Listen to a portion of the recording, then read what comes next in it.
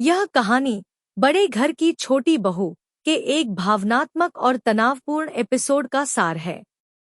घर में बड़ी मामी की तबीयत बिगड़ने पर माहौल गर्म हो जाता है। आहाना पर आरोप है कि उसने जानबूझकर गलत दवाई देकर बड़ी मामी की जान लेने की कोशिश की। छोटू, जो आहाना का पति है, उसे बचाने की कोशिश करता है और कहता है कि यह सिर्फ गलती थी, लेकिन परिवार के अन्य सदस्य मानने को तैयार नहीं हैं। उनका कहना है कि आहाना ने घर की बहू होने का हक खो दिया है और उसे मायके भेज देना चाहिए। ऋषि मुनि, चाची और बाकी लोग जोर देते हैं कि अब आहाना बड़ी मामी के पास नहीं रहेगी। छोटू प्रस्ताव रखता है कि वह माँ की देखभाल अकेले करेगा, लेकिन आहाना को अपने साथ नहीं रखेगा। उल्टू दादा और अन्य सदस्य गुस्से में कहते हैं कि या तो आहाना इस घर में रहेगी या वे खुद। छोटू बार बार समझाता है कि असली सवाल यह है कि गलत दवाई कमरे में आई कैसे, लेकिन बाकी लोग मानते हैं कि वही लेकर आई होगी।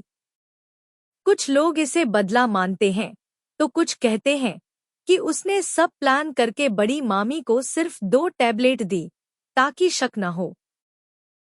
आहाना अपनी गलती मानते हुए माफी मांगती है, लेकिन साफ करती है कि उसने जानबूझकर कुछ नहीं किया।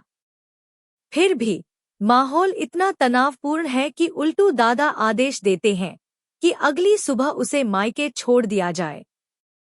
घर के कई सदस्य मानते हैं कि बिना पूरी सच्चाई जाने सजा देना गलत है, लेकिन आरोपों और शक के बीच कोई भी पूरी तरह उसका साथ देने को तैयार नहीं है।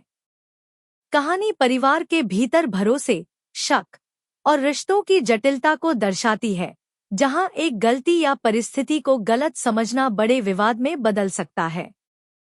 हर कोई अपनी सोच के हिसाब से फैसला लेना चाहता है, लेकिन सच अब भी छुपा है कि गलत दवाई आखिर कमरे में आई कैसे। क्या आहाना निर्दोष है या वाकई दोषी? यही सवाल इस एपिसोड को रोमांचक और अधूरा छोड़ देता है।